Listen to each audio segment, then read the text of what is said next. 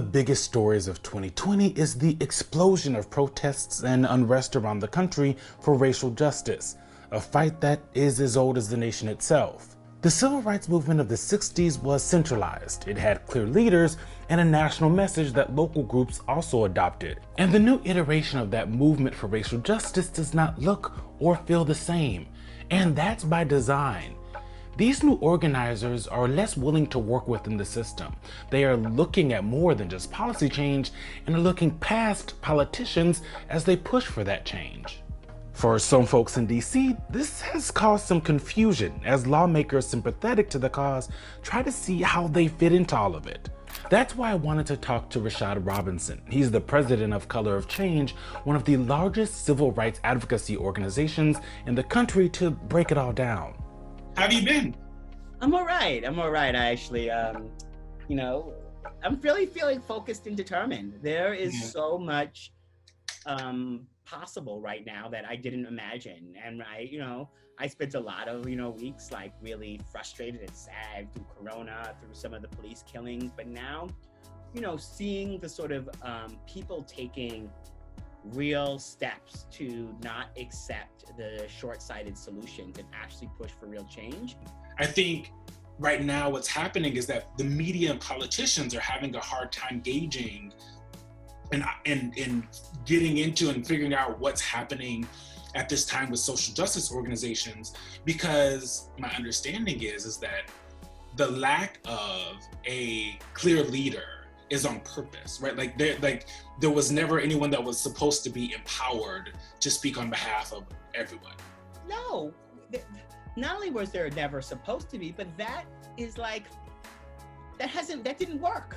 There is not a single leader because we are also a much more sort of diverse movement. And there was this theory of Black faces in high places sort of being the pathway. If we could just integrate the boardroom, if we could just integrate the sort of C-suites, institutions by the mere sort of aspect of our presence would change. And so at Color of Change, we've really developed this framework of not mistaking presence for power.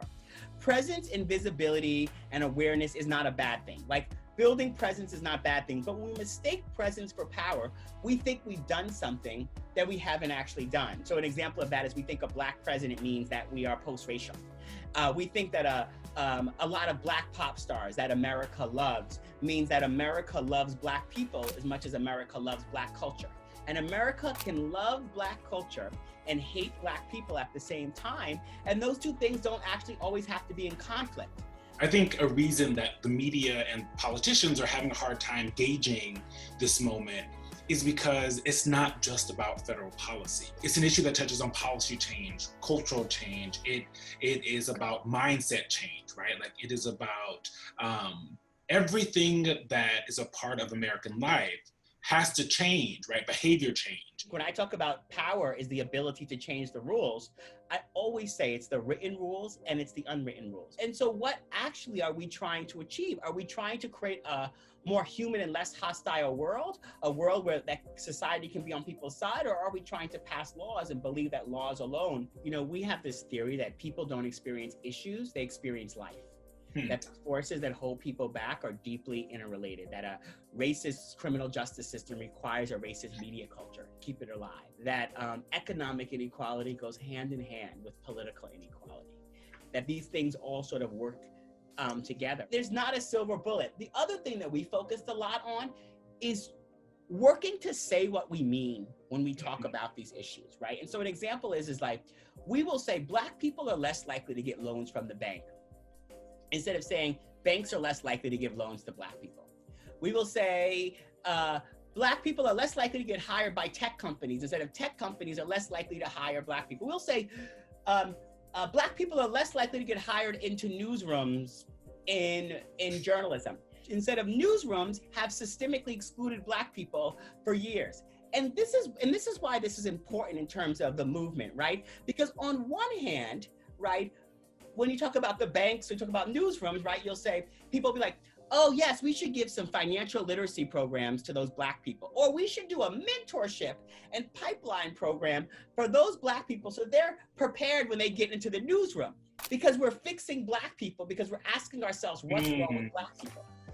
On the other hand, we are facing our energy at the system and the structure that has systemically excluded us. Don't fix me to deal with a bank that from its founding excluded me and said that they never wanted to, and now blame it on me to like get better, to like show up at a system that has created all sorts of barriers and targeted me. Don't fix me to deal inside of a newsroom that has systemic exclusion and racism and all those things that have prevented me from being able to succeed. And so part of this is recognizing that we're not going to mentor ourselves out of systemic racism. And far too often we end up with charitable solutions to structural problems.